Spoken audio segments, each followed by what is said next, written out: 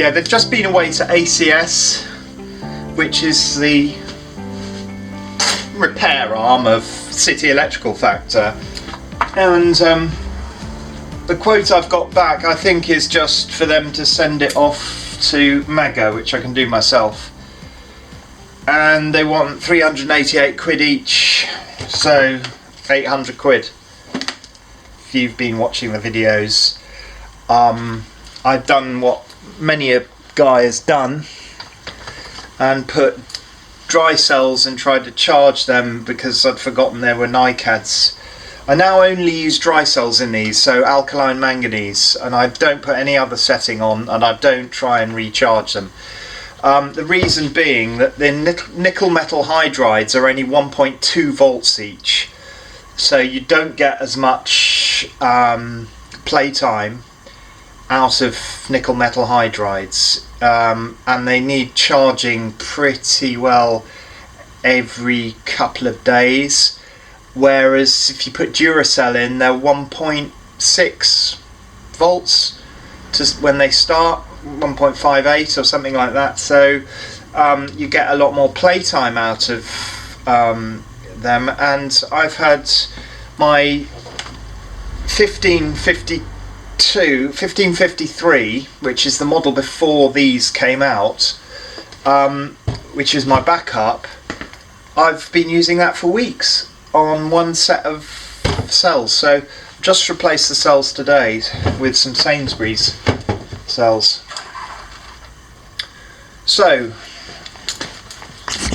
what we've got here is one of these taken apart. This is the one that had the battery leakage, and then two here, one that the neutral doesn't work on anymore, and one that is, I don't know, otherwise duff. I'm gonna have to find out which one's which. But anyway, the screens work on both of these.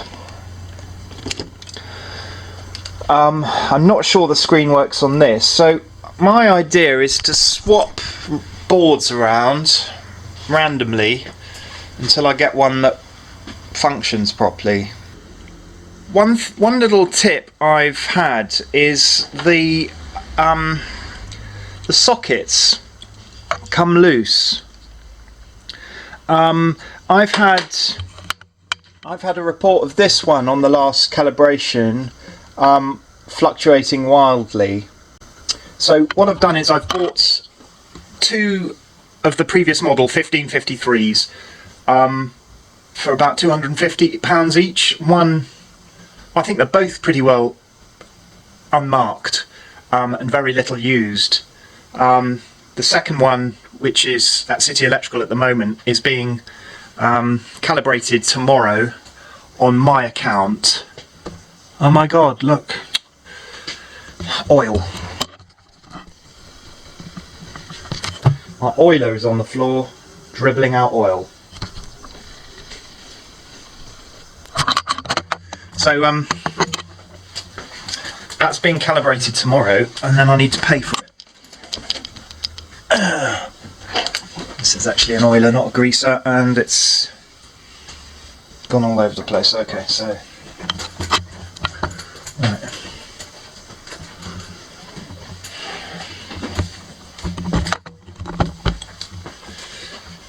Yeah, so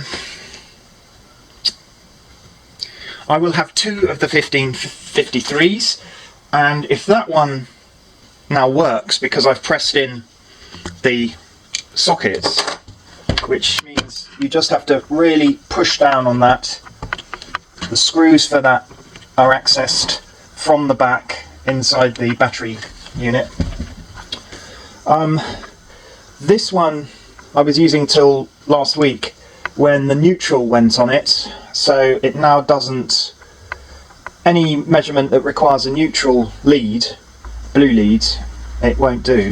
It says error. So I'm going to try that again now and see if it's still doing it. But for that quote of £288, it's just not worth it for these old ones, really. because I could get a new one for 800. This actually had a new case. This actually had a new case last year, so that's a new case on that.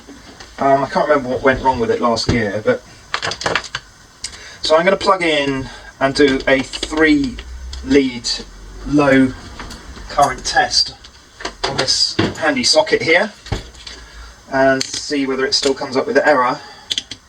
So I can't really remember what it does. 3 low, 242. There we go. Now, if I go ahead and press test, yeah, error connection.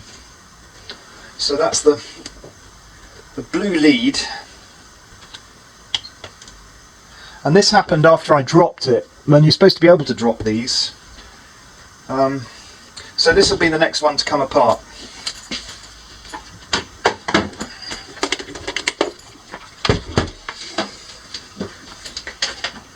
And I may swap parts over from the battery damaged one with this. If I see the battery damaged one, these little plug-in tapes are damaged. I think they were damaged by the battery acid. You see, this is what they're like when they're undamaged. And this is, I think this one's alright as well. But they can't be oh no, this one's damaged, you see at the end. And then this one had some damage as well. That was from trying to clean the verdigris off from the acid. So I need a couple of these. Whatever these things are, there's a number on there, E244054. If I can get that tape sent out from Megger,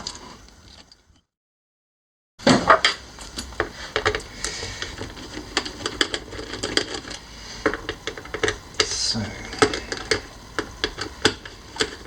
what has gone wrong here when I dropped it? What do you think? I was using this happily with the cells that are in it now. It's interesting that the 1553, the model before this, as I keep referring to, it's slower to operate, but it uses 8 batteries as opposed to 6.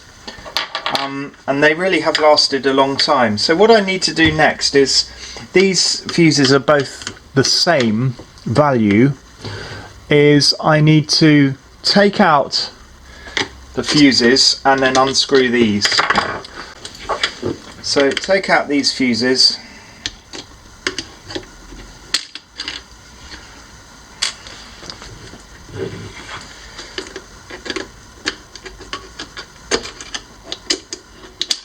There we go. 2 amp 600 volt fuses, and then unscrew the plug interface, or the socket interface. There we go. And then these 4 screws. I had a consumer unit today that was in the bottom of a kitchen corner cabinet, so not very much space in there at all to put a new RCBO board, and certainly no room for an SPD board. I don't know, I'm going to put C3 for access reasons. Oh, I've got to take this out. Yes, I'm going to put C3 and I'm going to say an hour needs to be spent assessing the feasibility and possibility of resiting the board.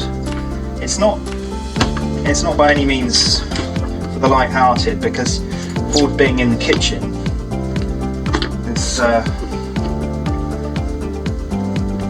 well, it's not going to be that easy to resize it. So I am actually damaging the moulding slightly by trying to get this off. But it does unplug from the IP rating. Not easy, but there we go. Now that seems quite slimy to me. Just tasting it with my tongue. I mean, it might be a silicone grease. Yeah, it is. It's a silicone grease they put on there. That's that one. Let's just try swapping. They've got silicone grease on all the sockets, all the plug sockets. Let's just try swapping that one with that one and seeing if the thing works. I can do it after I've taken this out, I think. Yeah, and then I can put batteries. Oh, what is that? It just fell out.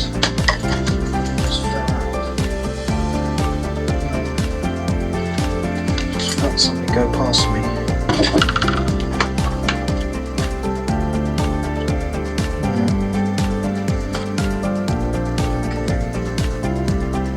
Well, notice this is blue and these are green. That's the first difference.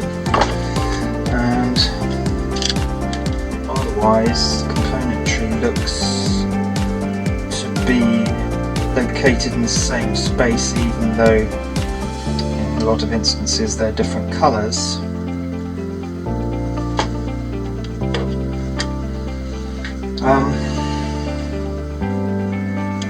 So the one that came off it was the one with grease on it. No, that one came off it, so I'm going to try it with this one in. Oh. There we go.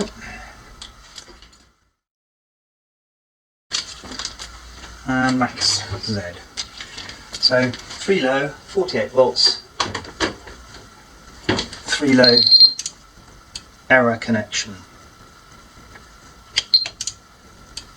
Still got an error.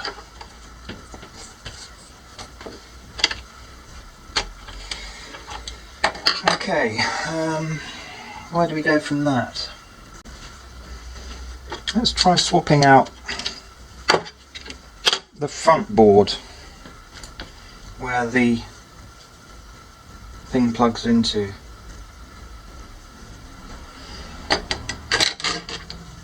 I can't see what would break in a fall here.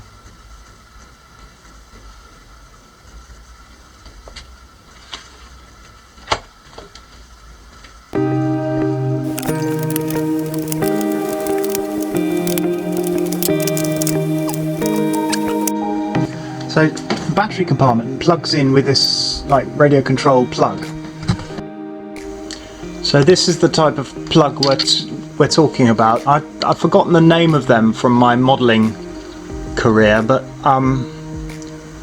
that's all tiny contacts there, and when I took my other one apart, that had come off. Not from this one, the one that's been dropped, but this had come off. So maybe when it goes back together we will have it working, but so that's how you unplug the battery compartment. Here we go. Yeah, it plugs onto these 3 prongs here, and that is on the bottom board. That's the top board there. That's the bottom board. So if you turn it that way, it's the bottom. That's these 3 prongs. Yeah.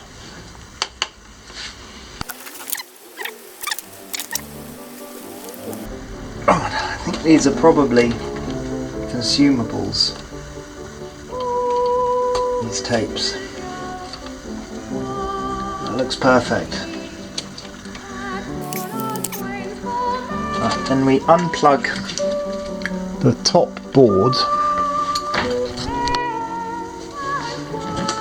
by resting it against me and pulling gently to unplug it from the... There we go. There's the top board there. Now I'm going to put the top board of that one into there. And hopefully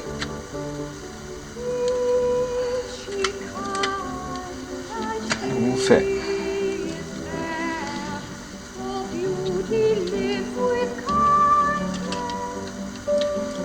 And we need to reinstate these ribbon cables.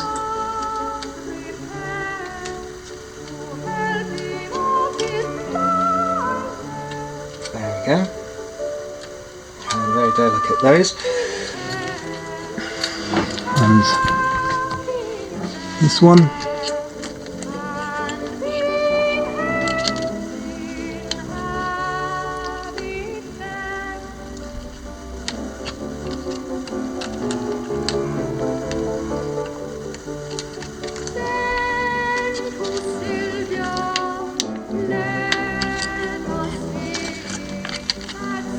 Gradually put one end down, other end down, there we go.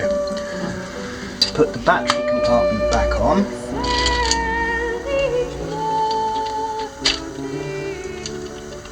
there we go.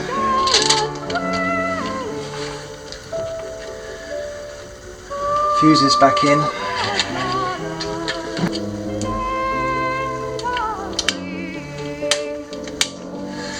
Batteries back in.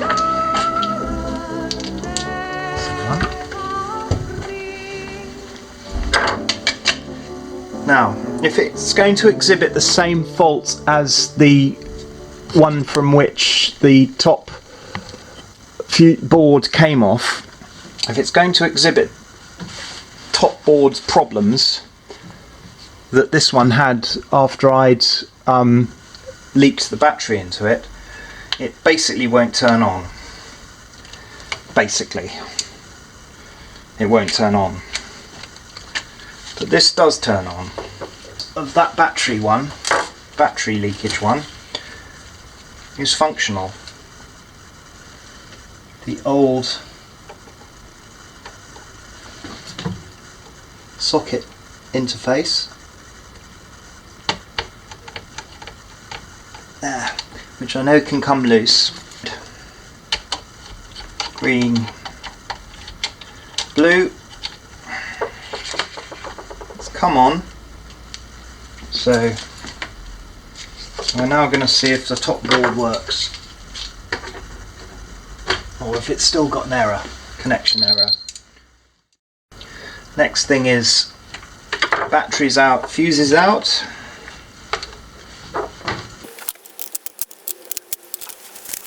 I tell you what, since we know that the top board works in this, I'm not going to take the top board out. I'm going to put the bottom board of the battery damaged one into this. The battery compartment by pulling this out. There we go. And remove the battery compartment. Fuses out. First.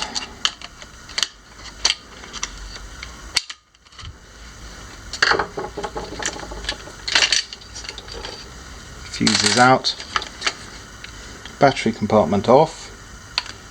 Oh no, plug interface off.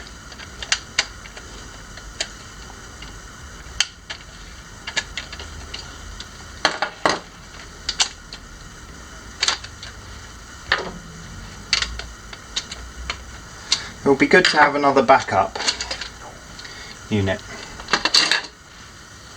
Right, now we're going to take the blue board off this one and replace it with the green board from the battery damaged one.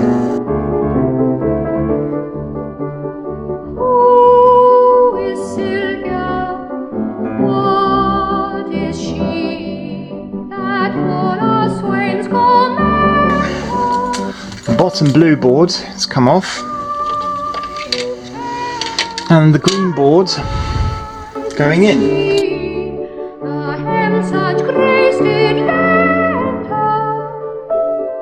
tape in really gently, push down on one end, make sure it's right in at the end there, push down on the other end. She might be.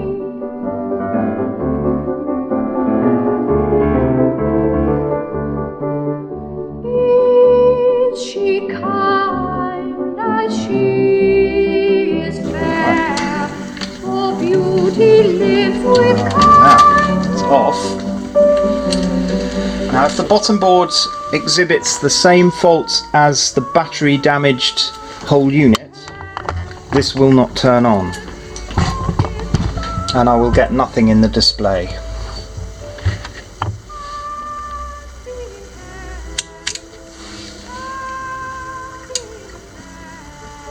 Well, it does turn on.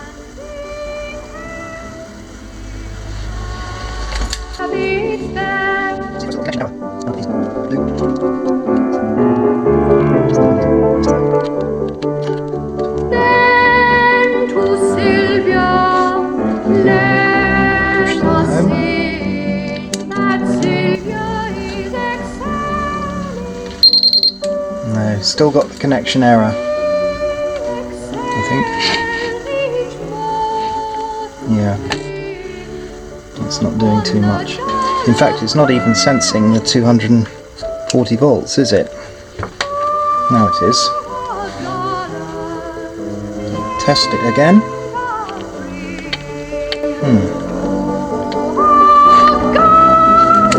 Let's turn it off.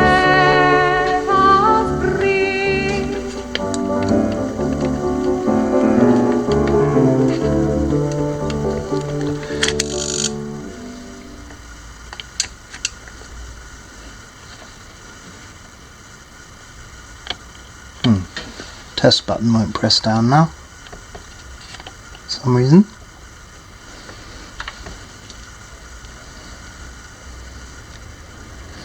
Can't think why.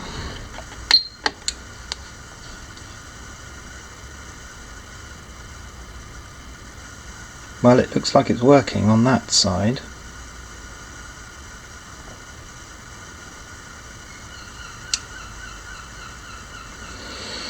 Right, that's working, but the right hand switch isn't working now. I'm not sure why that would be, if it's just not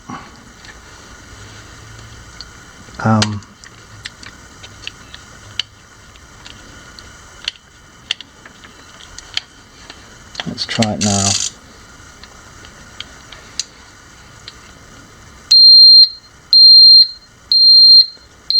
Don't know why that's beeping. Ah, because it's on the wrong setting there. Now, this test button doesn't work for some reason.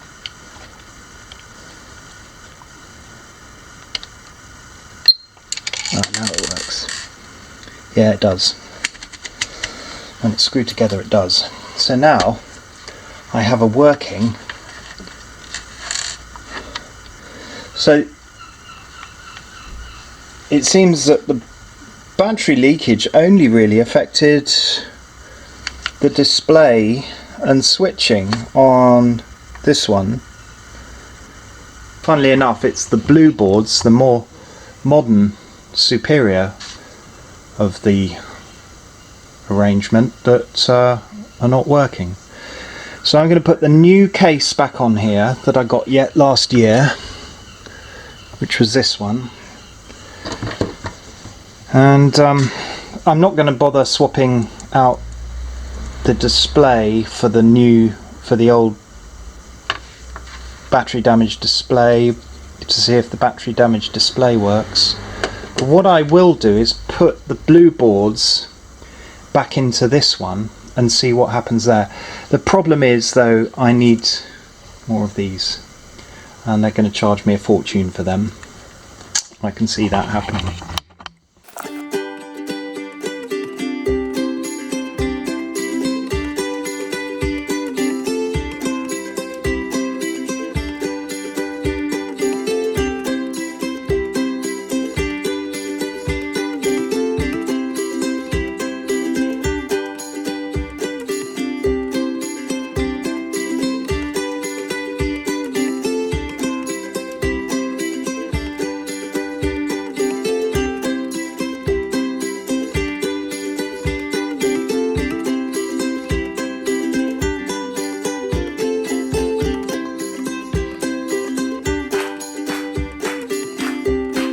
only original part that Megger sent back, the old back.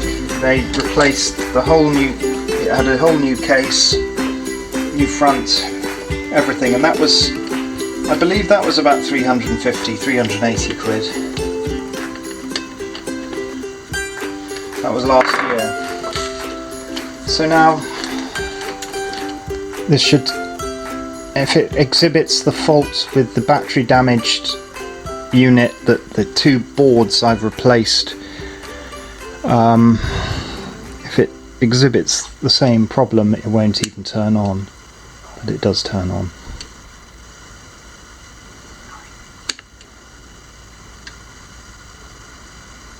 And it's remembered that the so we now have 2 out of the 3 that do work.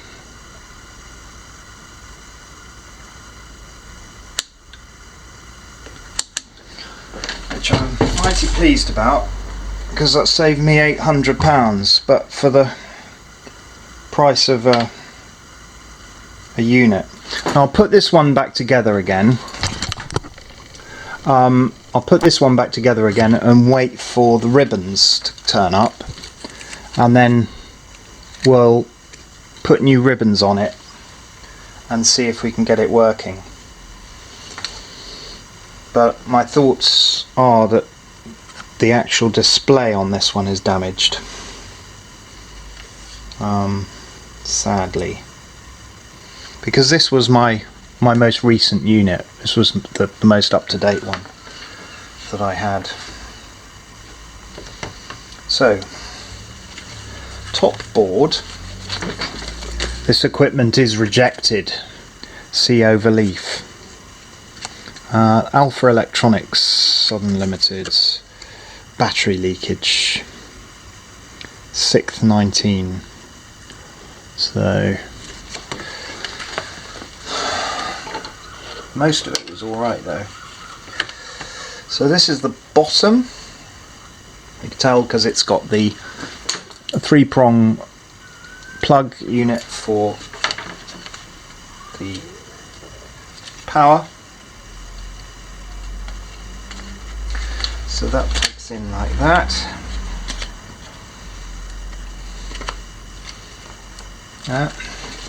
The top unit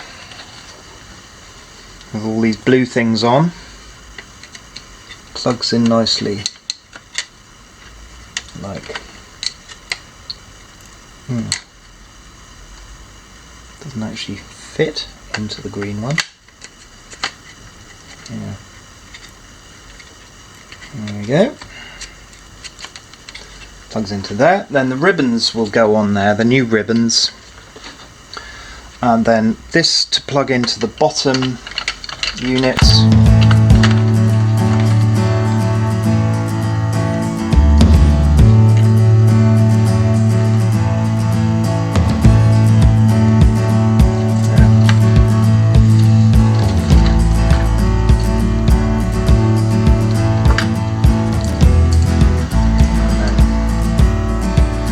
So if these keep working, which hopefully they will, I will have 4 testers, hopefully. Fingers crossed.